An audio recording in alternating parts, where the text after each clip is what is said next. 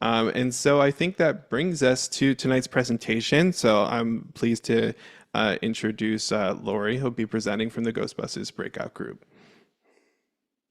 Hey, glad to be here. I'm gonna share my screen.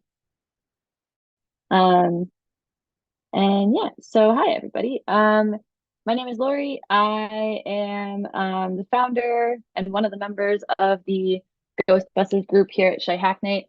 Um, I was gonna have a co-presenter tonight, but he had an urgent situation arise. And so I did want to start by kind of, saying that I'm presenting tonight on behalf of the group, but we've had like a ton of great volunteers and contributors throughout our time on the project. So I wanted to just call out that we've had a lot of people involved in this project, and I am just because I'm presenting doesn't mean I'm like the main person. Um, so yes, the Ghostbusters Breakout Group. I will tonight be talking about what are Ghostbusters, what was our original research question when we started the group, what has been our methodology for analyzing data, what have we found when we analyze the data, and then some lessons learned, both about Ghostbusters stuff in particular, but also just kind of like running a civic tech project in general. Um, so yeah. So first, what is a ghost bus? Folks may be familiar. Basically, a ghost bus is when you are waiting for a bus and maybe you check an app and the app says a bus is coming, and then the time passes and no bus arrives. Um, and basically, it's just an issue where like you have been ghosted by the bus. And the screenshot on the right is just meant to indicate this is a screenshot from a LinkedIn post. This has been a topic of discussion kind of in the professional transit data community, as well as kind of in maybe like the media or on social media, like a kind of casual term. But like this has also been kind of a question that people who work in transit data have been trying to figure out, like, how do we define ghost buses? How do we prevent them and get riders more reliable information? Um, and as our definition kind of calls out, the challenge with a ghost bus is like, maybe you planned your travel based on what you saw in your app. And like, if the bus doesn't come, then you're like trying to make decisions about like, do I do something else? Do I call rideshare? Do I walk? Do I do something? And so reliable information is really important to help people, plan their journeys. And, especially on days like today when it's dangerous outside, people need reliable information so that they can, plan their travel. So what causes ghost buses is a more nuanced question, maybe. And this has actually evolved even during the time that we've been working on this project. We started collecting data in May of 2022, and even since then, the different transit and kind of travel apps that you might use some of them have like changed their user interface to kind of help deal with this. So the the causes of ghost buses kind of shift because what it often boils down to, or especially what it would often was at the beginning of our project, I think it apps have been trying to deal with this, but like often what the cause is that when you are looking at a display, you might be seeing, like especially in an app like on a phone, you are often seeing a mixture of real-time tracking information based on like the actual location of vehicles and schedule information. So like what the CTA said in advance was going to happen. And so sometimes what you're seeing is like there's supposed to be a bus coming. There was a bus scheduled to come. And then sometimes what you're seeing is a bus is like actually coming, like there's a GPS on a vehicle and it's on the way. Um and so especially during the pandemic when schedules got really disrupted, that schedule information was often very unreliable. And so you might be seeing like the the the buses that are scheduled to come, like that might not be realistic or probable, but like the app might be showing it to you anyway. Um, and so And the other challenge here is that different displays might use different sources of information. So sometimes, um, like the display on a train platform might only show real-time information, but my app might show a mixture of both. And like I might have different apps that handle how to display that combination of information differently. So on the left here is a screenshot from Transit app, and they've actually been like they've iterated on this over the last couple of years, and they kind of indicated they added different types of displays to try to indicate what combination of data that they're showing, and to try to show like this is based on real-time data or this is schedule only. um, and just as a sidebar, sometimes people ask, like, why don't you only rely on real-time data, like vehicles that are already in progress? And one of the reasons is that if you live near the beginning of a line, sometimes the bus like won't be traveling long enough uh before, like if you live like one or two stops away from the end of the line and like where the bus is going to start, there may not be enough time between when it leaves the start and when it gets to your stop for there to be like more than 2 or 3 minutes of real-time information. And so you want to have some idea of like when is the bus going to leave the beginning of the route, and that's often where the schedule data comes in. So there is a reason to show a combination of both. Uh, but even as that kind of long explanation shows, like this can get kind of complicated quickly. And so basically, ghost buses happen when the information that you're seeing as a rider doesn't align with reality. And that can happen because of issues with the schedule data. That can happen because of issues with the real-time data. That could happen because of issues with like how your app has chosen to display information to you. And so there can be multiple things going on. And the end result is, again, that riders might be confused, or they might, you know, make decisions that aren't appropriate based on the situation, but that's based on like the information that they had at the time. And there was an interesting article in from WBEZ early last year, April of last year, that kind of dives into this a little bit more. So if you're interested, this article has some more information that about like how ghost buses happen. And transit reliability got worse during the pandemic. So that's another kind of factor here. Like the ghost bus idea, I think, gained some traction during the pandemic because people were talking about it more.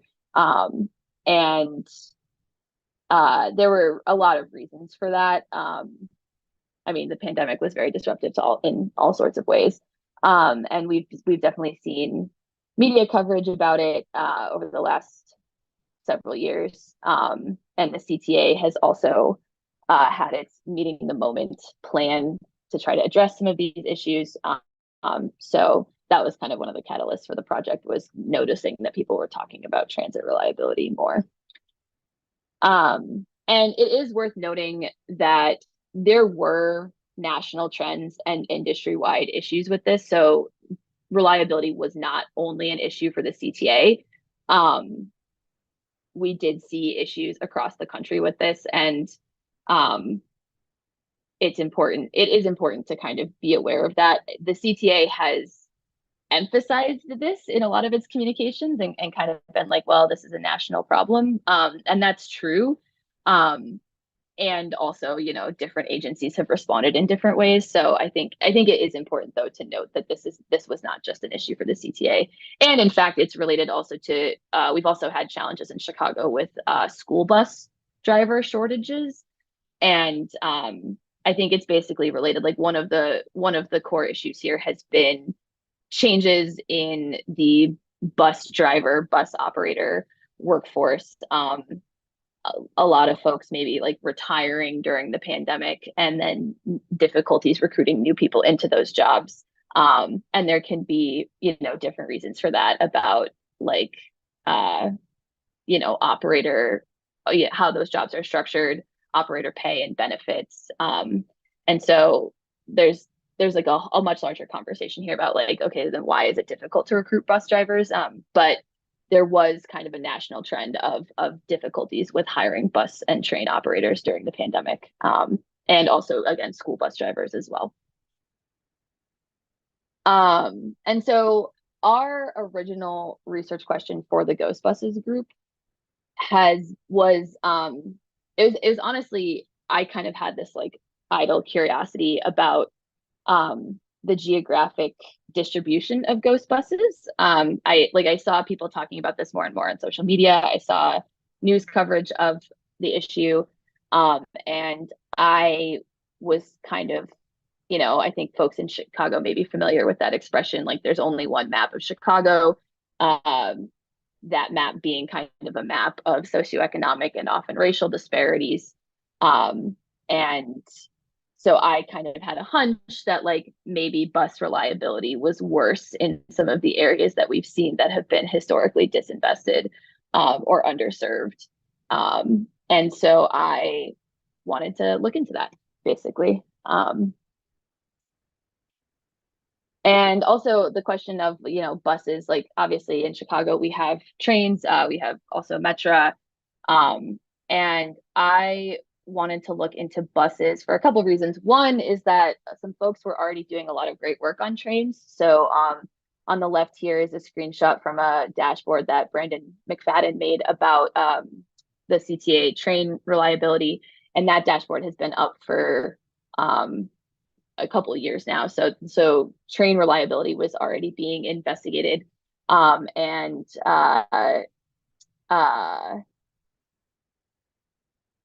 there was also an analysis of the Blue Line in particular, that Fabio Gutlicker from Commuters Take Action, or I guess it was as he was getting involved with Commuters Take Action, he published this analysis in Streets blog about the Blue Line in particular. So folks were already looking into trains. And so the other thing to note is that more people actually do take buses than trains in Chicago. Even though we obviously have fewer train lines, so like per line ridership is higher on trains. But total ridership between bus and rail, bus ridership is actually higher. So I was interested in looking at buses because one, folks already had trains handled. There was a lot of good work on that. And two, buses matter to a lot of people. And with there being more bus lines, you can kind of look into those geographic disparities maybe more easily. Like, we only kind of have a handful of train lines, but the buses are kind of, spread out throughout the city. So, and this graphic on the right is taken from the CTA's website about ridership. So getting started with this project, to me, I think there's maybe three kind of important ingredients if you're interested in starting a volunteer civic tech project. One is like, do you have a topic that is both personally interesting and of public interest? So for Ghost Buses, I at the time was working professionally with transit data. I was interested in it. I like buses. And also like it was a topic that people were talking about in kind of the local conversation. And so I thought there was some like, public value to doing this kind of thing. Knowledge or desire to learn. So I think it's important for, if you're interested in starting a project, to be mindful that like, you're very rarely are you going to be coming into something where there's no prior work. So you want to be a little bit like humble, maybe work on something that feel like you're interested in learning about, or that you already have some knowledge about. So again, I had kind of this existing foundation in terms of working with transit data, that I wanted to leverage. But I think it's important to, remember that you might need to like learn some new things as part of a project, and not assume that like you are gonna just like crack the code on some kind of tough problem. You might have to like dig it, and there's probably existing work that you should learn about before you get started. And the other thing that made this easy for us was data. Like, there already is data available from the CTA. And so, I mean, not to say you can't go, like data collection can also be part of the project if you need to start from scratch, but data collection is often maybe going to be a heavier lift than if there's already existing sources that you can kind of leverage. So with this kind of in mind, we got started, spring of 2022. And again, we were trying to look at kind of the geographic distribution of ghost buses, or which lines were most and least reliable in Chicago, and like what was kind of the geographic picture of that. Um, and so when we started out, again, kind of with that idea of maybe like some humility about entering this ecosystem, we started out with an emphasis on doing research and kind of building some relationships with existing people and groups and organizations within the transit space.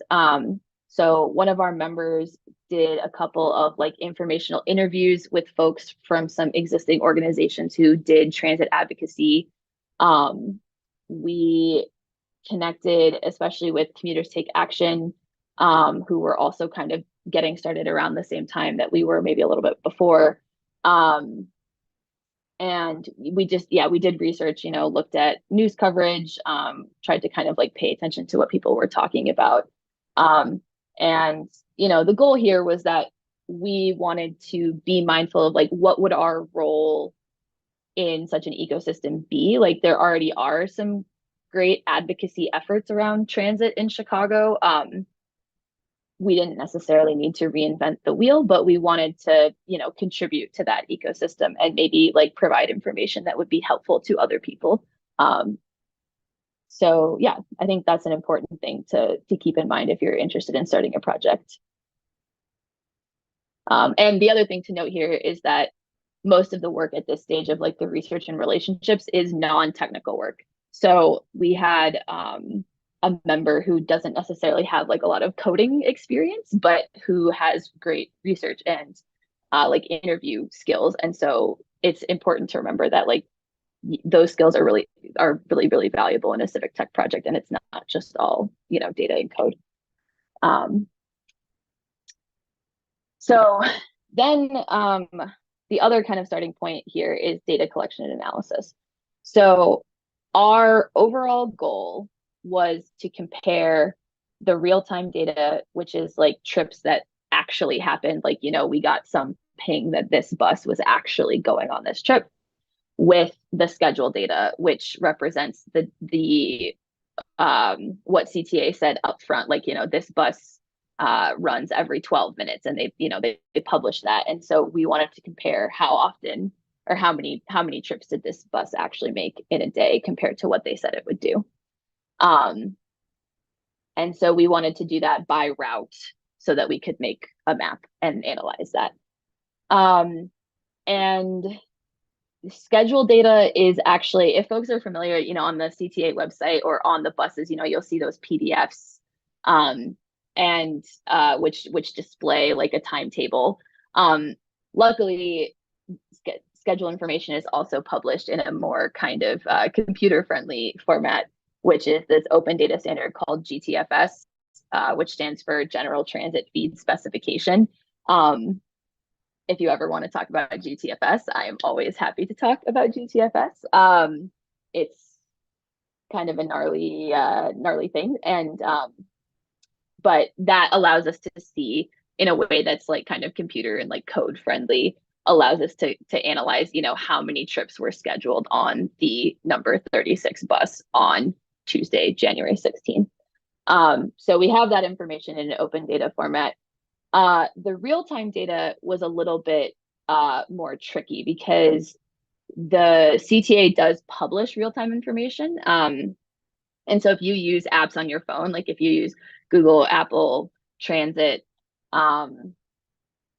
any of those apps, especially by a third-party provider, they are going to be using like these data feeds that CTA publishes, like APIs that CTA publishes with the real-time data. So that data is available, but we realized that for us to do kind of like a analysis over time, we would have to start scraping and archiving it ourselves, because you could hit the API right now and get the real-time information, but it's not available like from CTA for us to check like what was the real-time data like last Wednesday. So we realized we would have to scrape that ourselves, and like start building up kind of that archive. And so the kind of like tech portion of that was that we wrote a data scraper that runs every 5 minutes in AWS Lambda, and just gets the real-time location of every single active bus in the CTA system at that time. And we set that scraper up on, I think, the evening of May 19th, 2022, and it has just been chugging along since then. So that has been actually pretty reliable. And the architecture that we used for this was inspired by the CPS COVID dashboard. And they actually presented at Shy Hack Night a while ago, if you want to check out their presentation about that. And all of our code is available on GitHub if folks want to look. We have this repo with all of the backend information. So yeah, so we started scraping the data from that API every 5 minutes, and every 5 minutes is not that frequent. Like we don't have like, down to the second history of all CTA service for the last, year and a half. But we figured 5 minutes is enough to check that like no bus should completely complete a trip within 5 minutes. So we should, catch everybody within that and kind of keep our data volumes manageable, because this is all just being run out of like a personal AWS account. So we were trying to keep costs low.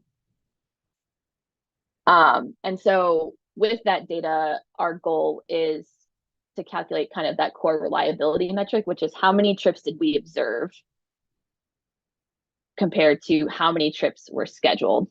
And then we want to calculate that by route and by day. And so these graphs might kind of help demonstrate this a bit. So on the left is just those raw numbers. So this is weekday data for the number 22 Clark bus. And this on the left is the blue line is the number of actual trips that happened on that date. And the orange line is the number of scheduled trips. So like for most of 2022, we're seeing like something, I don't know, maybe like 240 or something scheduled trips per day. And we're seeing maybe like 215 or something actual trips. So this is like the raw counts. And just for context, these spikes are usually holidays. So like this spike here is maybe like the 4th of July. This might be Labor Day.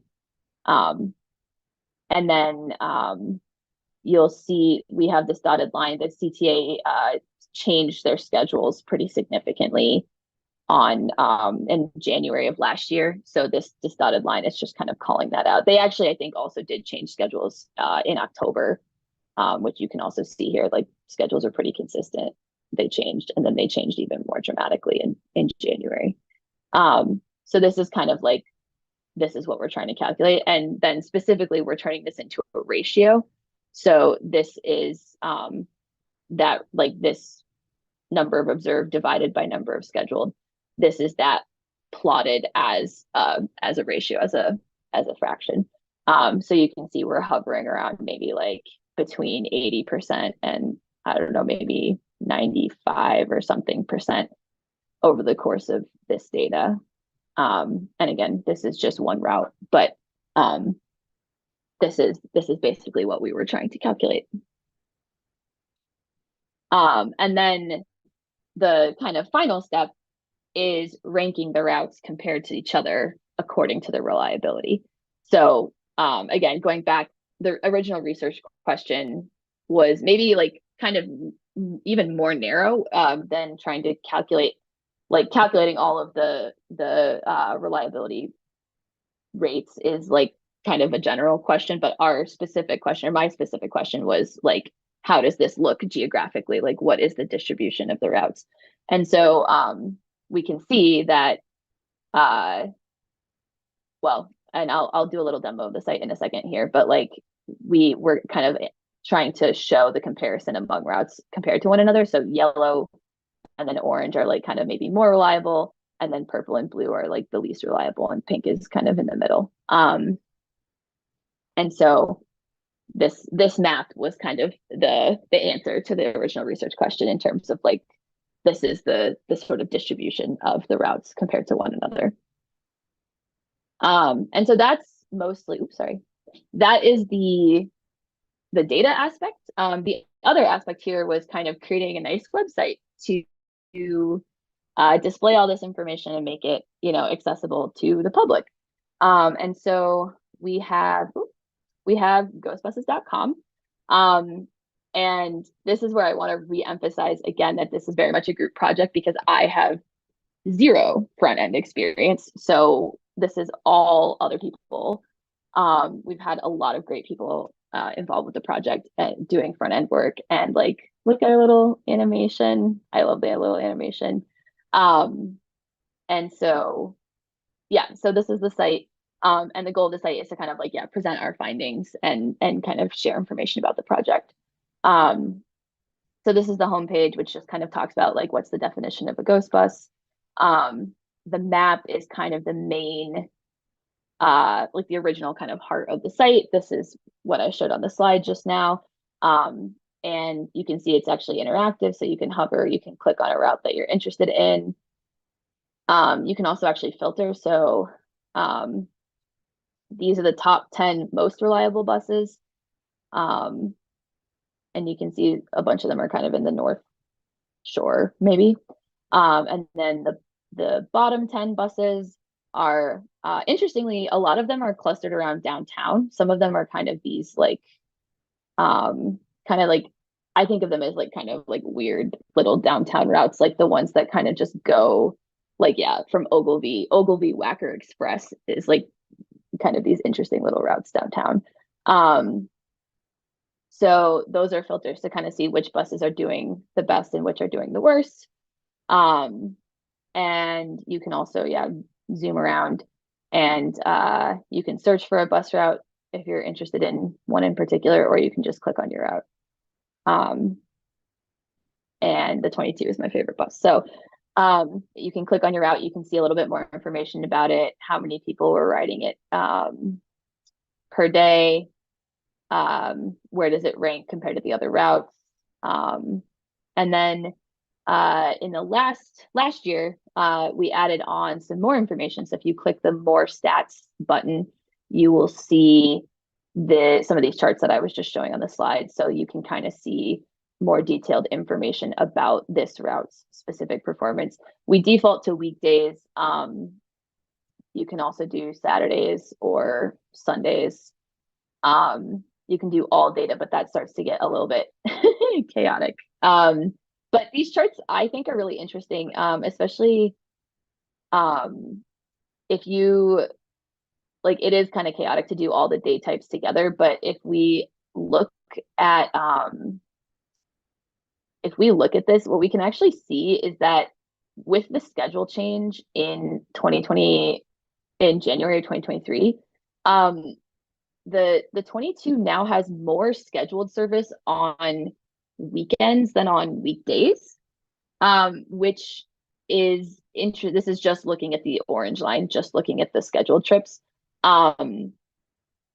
which I thought was interesting. Like, I think, and that's one of the things that agencies have talked about during the pandemic is kind of as people's work habits have changed, the kind of commute cycles have changed and people's travel habits have changed. And so it is in some ways considered possibly in some contexts like a good or best practice to redistribute your service. And like maybe more people are taking buses and transit on the weekend now, or at least are taking trips outside of the traditional kind of commute morning and afternoon rush hours. So I thought that this was interesting just to even see the schedule information plotted like this.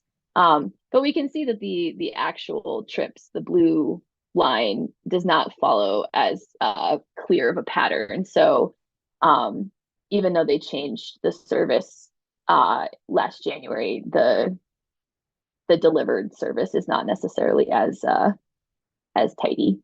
And then yeah, and you could look at this for you could look at a different route.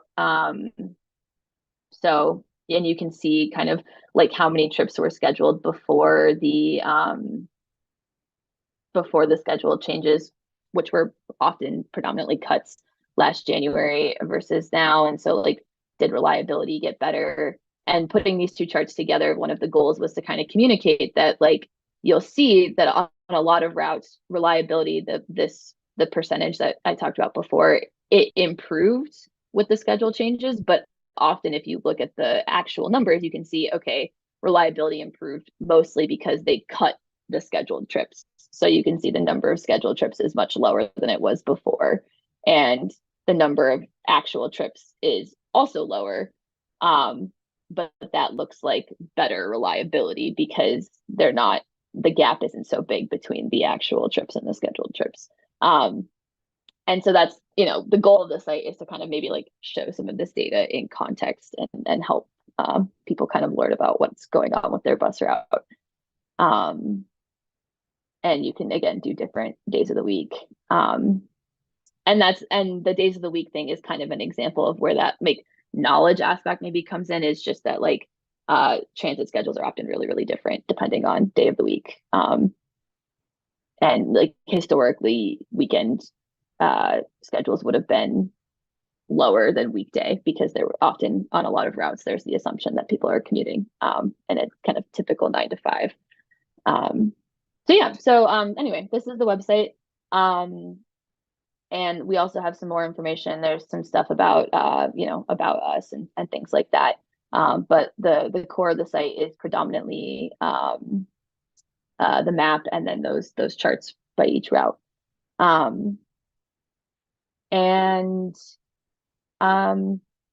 Yeah. So I think with that, wanted to kind of start closing out with just some kind of like, impacts of the project and things we've learned. So, and I guess I should kind of specifically say my interpretation of our actual findings on the research question in terms of like, are there geographic disparities? My answer is, I think, yes. It's gotten less pronounced over the course of the project, honestly, because the CTA has been making changes over the past couple of years. But I think if you kind of eyeball it, and especially if you eyeballed this when we kind of launched last year or in 2022, it was pretty pronounced that there was less, the buses on the south side were less reliable than the buses on the north side. And that does kind of echo the things that we've seen in the past with disinvestment and under provision of services in Chicago. So that's what I would kind of call our findings. But our impact, I think, I at least have been pleasantly surprised by things that people have kind of done with the project. So we've had various groups use our data for their own investigations or their own analyses, which has been really cool. We got cited in an op-ed, which was exciting. And so I think that's been really exciting to see that, people are kind of taking the data and taking the analysis and running with it. And again, I think we also wanted to, always be mindful of like that broader ecosystem and conversation. So one of the reasons that we really highlighted the schedule change last January was because that was like a big topic of conversation at the time. And Commuters Take Action did their own very cool analysis about this. If folks want to check out their site, they did some analysis about and they kind of said like, yeah, basically what's happening is that CTA is cutting bus service and that's improving reliability, but it's predominantly because it's cutting service. And so we wanted to kind of, echo that with our own data visualizations and kind of make that clear in the way that we presented it. And if their chart looks familiar, I believe that Fabio used some of our work when he made this graphic. I could be wrong, but I know he talked to us about it when he was building it. So we also want to kind of contribute to the ecosystem by sharing our expertise, sharing our, mapping and all of that kind of stuff. So wrapping up, lessons learned. I think kind of on that point of the impact, some of the biggest value of the project has been the fact that we've made new raw data available. So the real-time data that we've been scraping is available. If you check out our repo, there's a data analysis folder, and the README in there gives instructions on how you can access our data if you want for your own project. And I think that's been really cool to see. We've had a bunch of people do independent projects. We had someone, I think, do like a school project using our data, and that's been really exciting. And I think that's something that I hadn't even really thought about when I started the project. Like, I just had this kind of narrow question about the geographic distribution, and people have done all sorts of other stuff with it. So I think that's something to think about with the civic technology project is like, can you share your work in progress, or share the inputs if you're gathering a bunch of data for something, like you don't know who else might use it or who might find it interesting. Um, this is like a minor point, but legend labeling is really important. I think, again, also because our research question was kind of narrow in terms of comparing routes to each other. And I think that when we first launched the site, I don't remember what the legend originally said, but I think it was much more confusing, and people thought that the legend was saying like that the color coding was the actual percent of service delivered, which was never the case. Like, we have always been we've always been comparing routes to each other on this color coded display. And I think there was definitely a lot of confusion, and that was partially because our legend language was not necessarily clear when we started. So I think this is a big improvement, this top, middle, bottom 20%. So think about your legends. Remember that the people who look at your graphics are not necessarily coming with all of the background that you have. And then kind of more on the organizational side of the project, I want to kind of just own that our internal organization has not always been like the strongest. And I think, like, as kind of the founder of the group, I definitely take responsibility. I have not always been the most on top of things, but we've always tried to kind of keep iterating, keep improving, try new things. Just try different practices within our meetings to make progress. And I think one of the things that we've really struggled with is onboarding for newcomers and making our code base more friendly to people coming in. I think that's something we struggled with, and I think it's something that if I could start over, I wish I had thought more about. And I think that's also where like the hack comes in from Shy Hack Night. Like, you do some hacky stuff, and then that can kind of make stuff less welcoming or accessible for newcomers. And it's also, I think, I've always been big internally into the group of like, we're all volunteers, give ourselves some grace. We're not trying to, overextend ourselves. So yeah, I guess just, if you're starting a project like this, I think it's helpful to think a little bit about how we're going to be organized. And the other thing that I think we've done well is that we've always had kind of a broad definition of success. Like, we haven't necessarily shipped a ton of features for the site, but I think, again, like from the beginning, we've tried to focus on the idea of like, there's this ecosystem. Are we supporting the ecosystem? We're kind of part of this community, also forming a community among the volunteers of the group.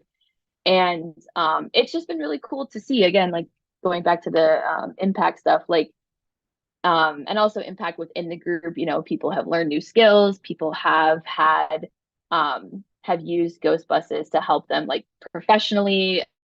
People have, like, again, done independent projects and things, and I think that's been, to me, one of the most important parts is like, we're helping different people kind of make progress towards personal goals or learn things or whatever, kind of support each other. And I think that's been one of my favorite parts of the group. So okay, wrapping up. We are currently working on automating the data updates of our backend. And once that's done, hopefully in the next like couple of weeks, we will stop active development on the website. Our data will continue to be collected. It will be continued to be available, but we're not going to add new features. So at this point, we're still meeting every week after Hack Night, like any other breakout group. And folks are welcome to come through, but just again with the caveat that we're trying to wind down at this point in terms of active development. We do have a channel in the Shy Hack Night Slack, and you can follow us on X/Twitter, and maybe on Mastodon. So yeah, that's the project. Thank you, everybody. Can take questions now. Sorry for going a little long. Awesome, Laurie. Thanks for sharing. And we do have plenty of interesting questions to ask you in the time we have remaining. So, going to start with a question from the chat from someone named Tex, and they were wondering something I was wondering too, which is, have you had any direct conversations with the CTA about your work, or have you heard any sort of response along those lines? Uh, no. And it's funny because I know I talked up the ecosystem thing, but we have not formally reached out to CTA. And I mean, and we also, I think I could have, like, we didn't necessarily have a specific, like, policy prescription or like thing that we want people to do. I think our goal was very much like transparency, awareness, information. And so, um, yeah, we have not officially reached out to CTA. And also they have created their own meeting the moment dashboard, and they've incorporated route level reliability statistics onto that dashboard at this point. Hmm. I don't think that, as far as I know, that does not have like the historical view like what we have. So I have no idea if they were aware of our project when they did that. They did not have that, I think, when I don't think they had it when they launched the dashboard. And the dashboard, I think, launched after we started this project. So it's possible that we kind of like uh, help nudge that, but not officially. Gotcha, gotcha. Another person was wondering, their name was Noah, and their question was, is information available about day-to-day ridership? Obviously, that's not the focus of this project, but have you been able to look at how ridership correlates to bus frequency and reliability? Um, yeah, so the CTA has a number of different ridership data sets available. If you go to the Chicago data portal, they have, I'm trying to like pull it up. I think that they have, I don't remember off the top of my head what they have. They have some stuff. The thing about it is, okay, they have daily boarding totals. Is this just system wide though? Oh, okay, it's by bus route. Um, so yeah, the CTA does publish this data. It, I think, is usually published on a fairly significant delay. The last update I see is September of 2023. Okay. Um, if folks, yeah, again, our data is available. We can, give documentation about how to use it if you want. If you want to do that analysis about ridership and reliability, go for it. Would love it. And yeah, they publish it, but it's kind of just on a delay. Yeah, Um, awesome. Sounds like a good project for Noah if you're out there. yeah. Um, so you mentioned the data portal. Another question from someone named Philip was wondering, does the CTA or other area transit organizations provide public APIs? It sounded like you have to like scrape the data from the web. So is there an interaction with an API, or is it what led to the need for the web scraping? Yeah, sorry, it's an API. So it is a structured API. It's just that like the archiving of it was something that we Mm, had to do. There's not like historical data available. totally. You just have to apply for an API key. It's like automated. It's really fast. I literally did it from my phone. And got an API key quickly. So you can do it. A couple notes on that if people are, okay. I just love the transit data stuff. So if anyone wants to talk to me ever about it, I'm happy. The API for bus and trains is separate, and even though CTA publishes their schedule information in the GTFS format, they do not currently publish a GTFS real-time feed. So there's the Hmm. GTFS open data standard. There's like a schedule component and there's a real-time component. CTA publishes the schedule component in the open data standard. They publish their real-time APIs in a proprietary standard, like an API that's specific to their vendor. So I have heard that they are working on creating a GTFS RT feed. As far as I know, that is not available at this time. Um, and so that's just a note that like it's an API. You have to apply for an API key, and it's in a proprietary data proprietary data format. They have documentation on their website. It's not that hard to use, but it's just not quite the same as GTFS real time, which people could, if you're familiar with transit data, you might be familiar with that. So Interesting. Cool. Um, Question from Steve wondering, what was the thinking behind the decision for like a multicolor legend versus like a gradient for visualizing the reliability? yeah, there's never a perfect answer for visualization stuff. And honestly, I was less involved in the front end stuff. I think the thinking is just that there's like over 100 bus routes, and I think a gradient, it gets pretty hard to see. I mean, you can see it's already kind of like busy. And so I think having a limited number of like categorical colors is like a little bit easier to parse. But yeah, it's an art, not a science for sure.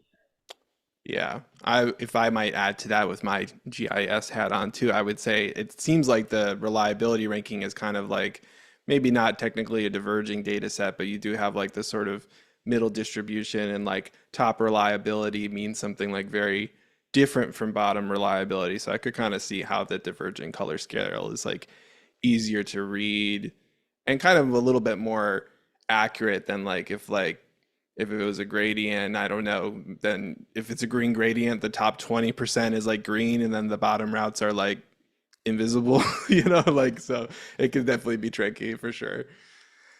Um, let's see, other questions. We've got a bit more time. I had a question. I was kind of curious whether or not for the site, if you were able to track any metrics to see who visits the site and if that seems to like correlate at all with like typical CTA riders or not.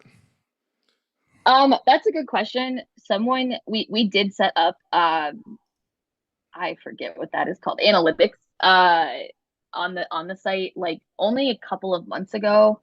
I have not checked it. I don't think that it has like demographic Right. information, but Yeah, totally.